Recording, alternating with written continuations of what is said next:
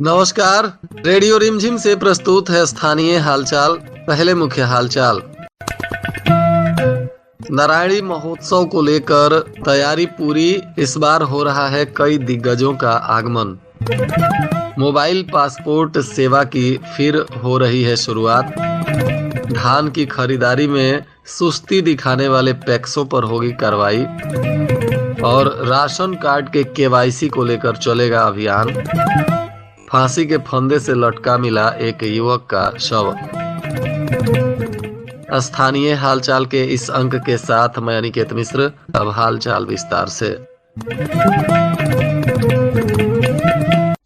मोहम्मदपुर थाना क्षेत्र के डुमरिया घाट में स्थित नारायणी रिवर फ्रंट पर नारायणी महोत्सव का भव्य आयोजन किया जा रहा है। जिला प्रशासन के तरफ से आयोजित इस कार्यक्रम में इस बार बहुत सारे गणमान्य लोगों का आगमन हो रहा है। आज जिला पदाधिकारी प्रशांत कुमार सीएच, उप विकास आयुक्त कुमार निशांत विवेक तमाम दल बल के साथ तैयारियों का जायजा लेने मौके पर पहुंचे। एक एक बिंदुओं पर समीक्षा की और पदाधिकारियों को आवश्यक निर्देश दिया। बताया जा रहा है कि प्रति वर्ष की भांति इस वर्ष भी भव्य तरीके से नारायणी महोत्सव में सांस्कृतिक कार्यक्रम का भी आयोजन होगा।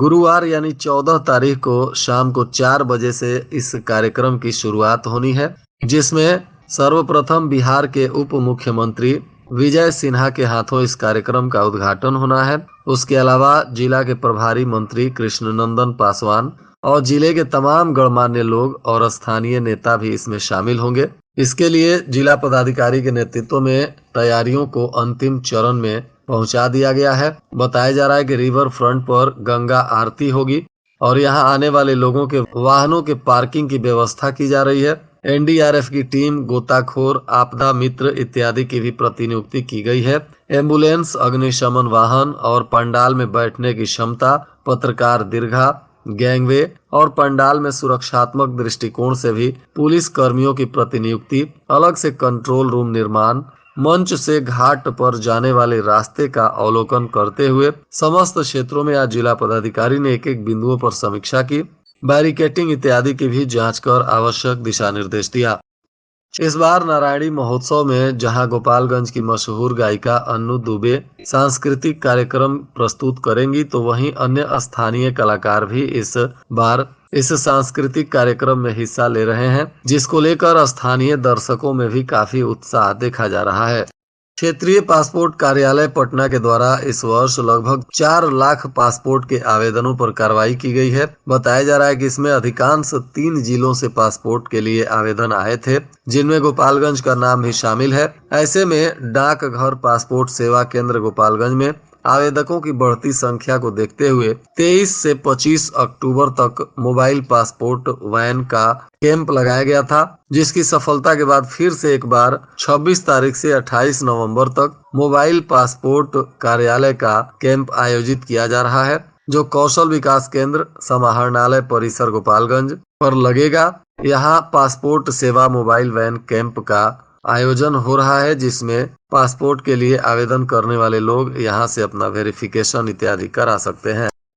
जिला पदाधिकारी प्रशांत कुमार सीएच ने धान अधिप्राप्ति को लेकर समीक्षा बैठक की, जिसमें तमाम पदाधिकारी भी शामिल हुए। जिला पदाधिकारी ने स्पष्ट निर्देश दिया है कि अगर किसी भी पैक्स के द्वारा धान खरीदारी में उदासीनता दिखाई जाएगी तो ऐसे लोगों पर कार्रवाई होगी। उन्होंने जिला सहकारिता पदाधिकारी को भी निर्देश दिया कि अपने स्तर से समीक्षा करते हुए प्रत्येक पैक्स में खरीदारी सुनिश्चित कराएं। प्रगति नहीं होने पर संबंधित प्रखंड सहकारिता पदाधिकारी के निलंबन का प्रस्ताव भी भेजना सुनिश्चित करें।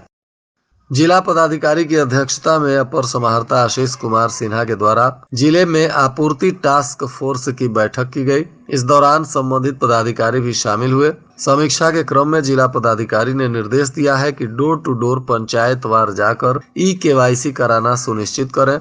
इस दौरान आपूर्ति विभाग की तरफ से जानकारी दिया गया कि बच्चे और बुजुर्गों का फिंगर डाटा मशीन के द्वारा नहीं स्कैन किया जा रहा है, जिससे समस्या आ रही है। उसके समाधान को लेकर भी उन्होंने पदाधिकारियों को निर्देशित किया है। साथ ही गोपालगंज में अपेक्षाकृत प्रगति नहीं करने पर जिला पदाधिकारी ने कड़ी प्रतिक्रिया व्यक्त करते हुए प्रत्येक 2 दिन की रिपोर्ट उपलब्ध कराने का निर्देश दिया और 15 दिन का समय देते हुए प्रगति नहीं होने पर कार्रवाई करने की भी चेतावनी दी। गोपालगंज शहर के सरेया वार्ड नंबर 6 में सुबह सुबह एक युवक का शव उसके घर में ही फांसी के फंदे से लटकता हुआ मिला, जिसके बाद परिजनों में चीख पुकार मच गया। मृत युवक वेदांत सिंह उर्फ गोपाल बताया जा रहा है। उसकी बॉडी उसके घर में ही फांसी के फंदे से लटकी हुई मिली और वहीं पर उसका टूटा हुआ मोबाइल भी मिला है, जिसके बाद नगर थाना की पुलिस मौके पर पहुंचकर शव को कब्जे में लेकर इस मामले की तफ्तीश में जुटी हुई है। थावे थाना की पुलिस ने शराब तस्कर को 125 बोतल शराब के साथ गिरफ्तार किया है। आरोपी थावे के ही रामचंद्रपुर गांव का मनीष कुमार है, जिस पर पुलिस ने उत्पाद अधिनियम के तहत कार्रवाई करते हुए न्यायिक हिरासत में भेज दिया। इधर थावे पुलिस ने गोलंबर चौक के पास एक युवक को शराब के नशे में गिरफ्तार किया है, जो केशवपुर गांव का ओम प्रकाश शर्मा है। इस पर भी उत्पाद अधिनियम के तहत कार्रवाई की जा रही है। गोपालगंज के विशिष्ट दत्तक ग्रहण संस्थान हजियापुर में इस बार 25वें बच्चे को दत्तक ग्रहण के द्वारा गोद देने की प्रक्रिया शुरू कर दी गई है। बताया जा रहा है कि इसको लेने के लिए केरल के दंपति आए हुए थे। ये लोग 8 सप्ताह के लिए इस बच्चे को लेकर जाएंगे, जिसकी सभी कानूनी प्रक्रिया पूरी कर दी गई और 8 सप्ताह के बाद फिर से जिला पदाधिकारी के द्वारा दत्तक ग्रहण का अंतिम आदेश समन्वयक विशिष्ट दत्तक ग्रहण संस्थान के द्वारा केस फाइल करने के बाद दिया जाएगा। तब तक 8 सप्ताह तक यह बच्चा अपने गोद लेने वाले माता पिता के साथ रहेगा। इस अवसर पर सहायक निदेशक गोपालगंज के द्वारा गोपालगंज वासियों से भी अपील की गई है कि अगर आपके आसपास कहीं भी कोई नवजात बच्चा लावारिस स्थिति में पाया जाता है तो इसकी जानकारी विशिष्ट दत्तक ग्रहण संस्थान हजियापुर के मोबाइल नंबर 8210 491 152 पर कॉल करके आप दे सकते हैं। जिले में फाइलेरिया उन्मूलन को लेकर भी विभिन्न तरीके से अभियान चलाया जा रहा है। स्वास्थ्य विभाग फाइलेरिया बीमारी की पहचान के लिए नाइट ब्लड सर्वे अभियान शुरू करने जा रहा है, जिसको लेकर सदर अस्पताल में नाइट ब्लड सर्वे और MMDP को लेकर 1 दिवसीय प्रशिक्षण शिविर का आयोजन किया गया। इसमें प्रभारी चिकित्सा पदाधिकारी LT, ANM, BCS और CHO को प्रशिक्षण दिया गया। सर्वजन दवा सेवन अभियान से पूर्व नाइट ब्लड सर्वे भी किया जाना है। इधर थावे पुलिस गश्ती के दौरान शराब के नशे में हंगामा करने वाले कबिलासपुर गांव के राजू पासी को भी गिरफ्तार किया है, जिस पर पुलिस कानूनी कार्रवाई कर रही है।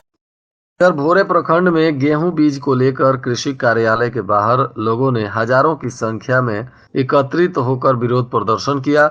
बताया जा रहा है कि रात के 2 बजे से ही बीज के लिए लोग इंतजार कर रहे थे, लेकिन कतार बढ़ता ही जा रहा था। कतार में रात्रि से लाइन में खड़े किसानों ने परेशान होकर हंगामा शुरू कर दिया। वहीं किसानों के हंगामा के बाद भोरे विधानसभा के पूर्व प्रत्याशी माले के नेता जितेंद्र पासवान मौके पर पहुंचे और 2 कतार लगवाकर बीज बंटवाने का काम किए। वहीं बहुत सारे किसानों को बीज नहीं मिल रहा है, जो अब तक विभाग पर कई तरह के गंभीर आरोप भी लगा रहे हैं। सामुदायिक पुलिसिंग के तहत भोरे पुलिस और जनता के बीच आपसी तालमेल और सौहार्द बढ़ाने के लिए महिला सुरक्षा जागरूकता अभियान का आयोजन किया गया। इसी कड़ी में भोरे में थानाध्यक्ष दीपिका रंजन के द्वारा तमाम पुलिस पदाधिकारियों के साथ चकिया हुसेपुर में सामुदायिक पुलिसिंग का आयोजन किया गया, जहां महिलाओं और बच्चियों को जागरूक करने के लिए विभिन्न तरीके की जानकारी दी गई। और आज के मौसम का तापमान गोपालगंज में न्यूनतम 17 डिग्री सेल्सियस और अधिकतम 29 डिग्री सेल्सियस रहने की संभावना है। अंत में मुख्य हालचाल एक बार फिर। नारायणी महोत्सव को लेकर तैयारी पूरी, इस बार हो रहा है कई दिग्गजों का आगमन। मोबाइल पासपोर्ट सेवा की फिर हो रही है शुरुआत। धान की खरीदारी में सुस्ती दिखाने वाले पैक्सों पर होगी कार्रवाई। और राशन कार्ड के KYC को लेकर चलेगा अभियान। फांसी के फंदे से लटका मिला एक युवक का शव। इसके साथ ही रेडियो रिमझिम से प्रसारित स्थानीय हालचाल का यह अंक समाप्त हुआ। नमस्कार।